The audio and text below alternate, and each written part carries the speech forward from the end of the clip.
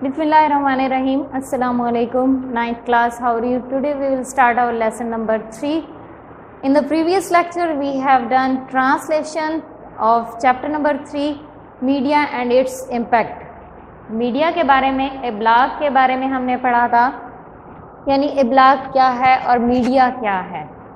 Media जिसके में बहुत सारे चैनल्स आते हैं जो हमें इंफॉर्मेशंस देते हैं, बहुत सारी ऐसी चीज़ें होती हैं जिसके ज़रिए से हम दुनिया में अराउंड द वर्ल्ड जो इवेंट्स हो रहे हैं उनके बारे में हम जान सकते हैं। हमने लास्ट लेक्चर में पढ़ा था कि इसके 2 मेजर सोर्सेज हैं जो कि कौन कौन से हैं, प्रिंट मीडिया और इलेक्ट्रॉनिक मीडिया। प्रिंट मीडिया में हमारे न्यूज़पेपर, बुक्स, मैगजीन्स, रसायल और ये सारी चीज़ें आती हैं, लेकिन हमारे इलेक्ट्रॉनिक मीडिया में टेलीविज़न, इंटरनेट, रेडियो वगैरह ये इलेक्ट्रॉनिक मीडिया में आते हैं। आज हम नेक्स्ट ट्रांसलेशन देखेंगे। पहले इसके वर्ड सिनोनिम्स करेंगे। टेररिज्म, दहशतगर्दी। Noun, violence, bombing, bloodshed. Violation, पामाली। Abuse, breach, infringement. माउथपीस, तर्जमान, स्पोक्समैन, रिप्रेजेंटेटिव।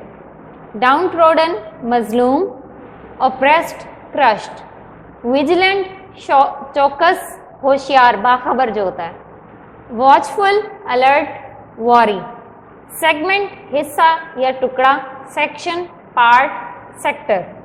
अकाउंटेबल, काबिले बाज पुर्स, यानी जिससे जवाब लिया जा सके, जिसकी बाज पुर्स की जा सके, पूछकर तफ्तीश वगैरह की जा सके। Responsible, liable. इंटेग्रल, लाजमी। Essential, basic, vital. Sum up, खुलासा पेश करना, किसी को मुख्तलिफ अल्फाज में पूरी एक कहानी का थोड़े से अल्फाज में खुलासा बयान कर देना या उसको थोड़े से अल्फाज में बयान कर देना, तो क्या कहलाता है, खुलासा पेश करना। Summarise, review, go over. Conclude, नतीजा निकालना। Wind up, finish, end. Corrective, इस्लाही, मतलब कि बेहतर बनाना, ठीक है। Curative, reformatory. ट्रांसलेशन हम देखेंगे। ट्रांसलेशन में स्टार्ट करेंगे। Teacher, yes you are right, हाँ आप बिल्कुल ठीक कह रहे हैं। Student 6, media has also become a mouthpiece of the downtrodden. Media मजलूम लोगों के तर्जमान बन चुका है। डाउन ट्रोडन, मजलूम लोग, मजलूम तबका। मीडिया, इब्लाग, हैज़ बिकम बन चुका है, माउथ पीस एक तर्जमान, ऑफ द डाउन ट्रोडन मजलूम लोगों का। इब्लाग मजलूम लोगों का तर्जमान बन चुका है। टीचर, यस वेल सेड, हाँ ठीक कहा। It would not be wrong to say, ये कहना गलत नहीं होगा, that media is the most vigilant institution that keeps an eye on every segment of society. के ये कहना गलत नहीं होगा कि मीडिया सबसे ज़्यादा बाखबर इदारा है जो कि मुआशरे के हर हिस्से पर एक नज़र रखता है। ये कहना गलत नहीं होगा कि मीडिया या इब्लाग एक बाखबर इदारा है जो कि हर हिस्से पर, मुआशरे के हर हिस्से पर या मुआशरे के हर जगह पर नज़र रखता है। थ्रू डिबेट्स, मुबाहिसों के ज़रिए से। रिपोर्ट्स, रिपोर्टों के। एंड टॉक शोज़, और टॉक शोज़ के ज़रिए से। It makes everyone answerable and accountable. It makes, ये बनाता है हर एक को आंसरेबल, जवाब, काबिल जवाब दे, एंड अकाउंटेबल और काबिल बाज पुर्स। डिबेट्स, मुबाहिसों, रिपोर्टों और टॉक शोज़ के ज़रिए से ये हर एक को जवाब दे और काबिल बाज पुर्स बनाता है। That is why media has become an integral part of our lives. इसी वजह से इब्लाग हमारी ज़िंदगी का एक लाजमी हिस्सा बन चुका है। इसी वजह से इब्लाग हमारी ज़िंदगी का एक लाजमी हिस्सा बन चुका है। स्टूडेंट 1, सारे स्टूडेंट्स उसमें कर रहे थे पार्टिसिपेट, तो अब जिसने सबसे पहले बात की थी वो दोबारा बात करती है।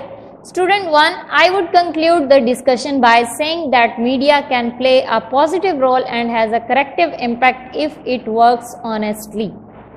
I would conclude, मैं इसका नतीजा निकालना चाहूँगी, द डिस्कशन, इस बहस का, बाय सेइंग, ये कहते हुए दैट मीडिया कैन प्ले, के इब्लाग अदा कर सकता है अ पॉजिटिव रोल, एक मस्बत किरदार, and has a corrective impact, और एक इस्लाही असर, इफ़ इट वर्क्स ऑनेस्टली, अगर ये ईमानदारी से काम करता है।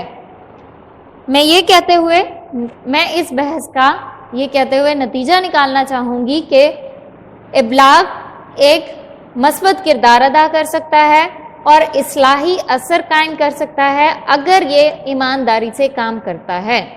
यानी अगर ये झूठी खबरें ना फैलाए और ये ईमानदारी से काम करे तो फिर ये एक अहम किरदार अदा कर सकता है, मस्बत किरदार अदा कर सकता है। टीचर, गुड कंक्लूजन, अच्छा नतीजा है, बेहतर नतीजा है। I am happy that all of you have participated in this discussion and have expressed yourselves very well. I am happy, मैं खुश हूँ, दैट ऑल ऑफ यू, कि आप सब ने हैव पार्टिसिपेटेड, हिस्सा लिया है, इन दिस डिस्कशन, इस बहस में, एंड हैव एक्सप्रेस्ड, और जाहिर किया है, योरसेल्व्स, अपने आप को, वेरी वेल, बेहतर तरीके से।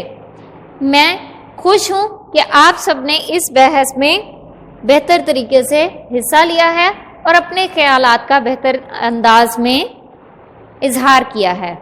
The bell rings, miss Ayesha says goodbye to the class and leaves.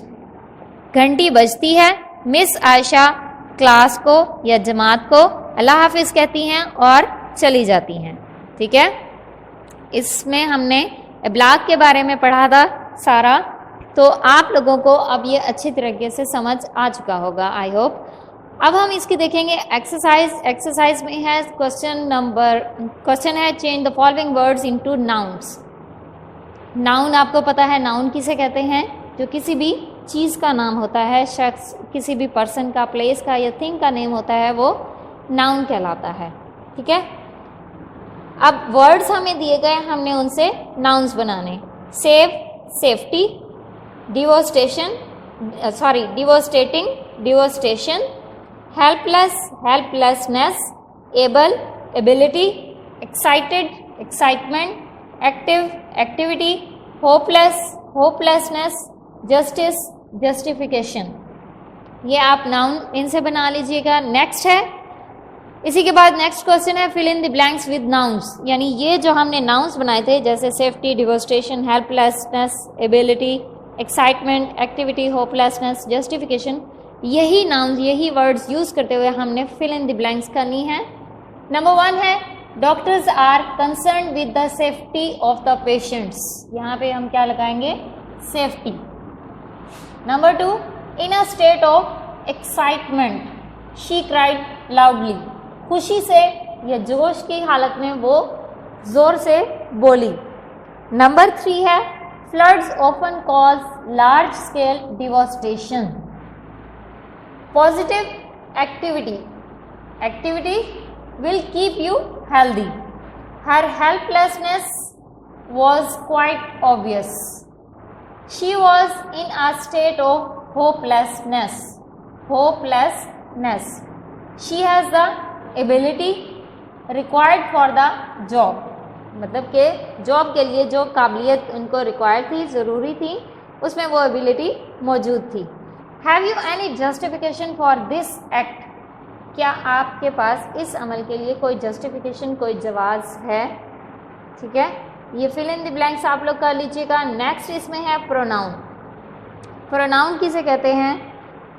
Pronoun की डेफिनेशन हम देखेंगे। A word which is used in place of a noun is called a pronoun. जो लफ्ज़ हम किसी नाउन की जगह पे इस्तेमाल करते हैं वो क्या कहलाता है? प्रोनाउन कहलाता है। जैसे कि हम अगर देखते हैं नेमिंग थिंग्स, जितनी भी नेमिंग थिंग्स होती हैं, जितने भी नेम्स होते हैं चीज़ों के, हम उनको बार बार रिपीट नहीं करते, बल्कि उनकी जगह पे हम प्रोनाउन यूज़ करते हैं। प्रोनाउन कैसे, कौन कौन से होते हैं pronoun? I, we, you, he, she, they, etcetera. अगर मैं अपना नाम लिख रही हूँ, अपना नाम लिखूँगी पहले स्टार्ट में, तो उसके बाद मैं लिखूँगी उसकी जगह पे आई। और अगर हम बहुत सारे हैं तो हम भी लिखते हैं। किसी दूसरे से मुखातिब हो रहे हैं तो हम यू लिखते हैं। ठीक है, गर्ल या बॉय का नेम आया तो हम उसकी जगह पे ही लिखेंगे। फॉर एग्जांपल जैसे अगर आप अपना एक ऐसे लिख रहे होते हैं, जैसे कि अल्लामा इकबाल लिख रहे हैं या फिर माय बेस्ट फ्रेंड लिख रहे हैं, उसमें आप लिखते हैं Allama Iqbal is our national poet, उसके बाद बाकी पूरे ऐसे में आप लोग लिखते हैं ही। तो इट मीन्स उस नेम की जगह पे, अल्लामा इकबाल के नेम की जगह पे हमने प्रोनाउन यूज़ किया ही। ठीक है, बार बार रेपिटेशन नहीं करते बल्कि उसकी जगह पे हम प्रोनाउन यूज़ कर देते हैं। ठीक है, गर्ल का नेम होगा तो शी लिखेंगे, अगर बहुत सारे लोगों की बात कर रहे हैं तो दे लिखेंगे। ठीक है, इसके बाद है पोजेसिव प्रोनाउन। पोजेसिव प्रोनाउन क्या है? Possessive pronoun show the possession, किसी भी चीज़ की मलकियत को जाहिर करते हैं। अब मलकियत कैसे होती है? जैसे कि मैं कहती हूँ कि ये मार्कर मेरा है, ठीक है, तो ये पोजेशन को शो कर रहा है, मलकियत को जाहिर करता है ना। आप कहते हैं दिस बुक इज़ माइन, ये मेरी किताब है। ठीक है, एग्जाम्पल्स इसकी हैं माई, हर, माइन, योर्स, देयर्स एटसेट्रा। किसी भी चीज़ की पोजेशन को जो जाहिर करे वो पोजेसिव प्रोनाउन कहलाता है। नेक्स्ट क्वेश्चन आपके पास है क्वेश्चन नंबर बी। इसी के बाद जो पर्सनल और रिफ्लेक्सिव प्रोनाउंस वगैरह दिए गए होते हैं, उसके बाद क्वेश्चन नंबर बी है identify the person possessive reflexive pronoun. इसमें नंबर 1, स्टेटमेंट नंबर 1 में माई, माई क्या है? Possessive pronoun. माई किसको शो करता है? पोजेशन को, मलकियत को शो करता है, इसलिए ये पोजेसिव प्रोनाउन है। नंबर 2 है योरसेल्फ। योरसेल्फ क्या है? इसमें reflexive pronoun. Yourself reflexive pronoun, यानी रिफ्लेक्सिव प्रोनाउन कौन से होते हैं? जो ये जाहिर करते हैं कि हमने किसी भी काम को खुद किया है या उसने ये काम खुद किया है, तो वो रिफ्लेक्सिव प्रोनाउन कहलाता है। नंबर 2 में है ही है पर्सनल।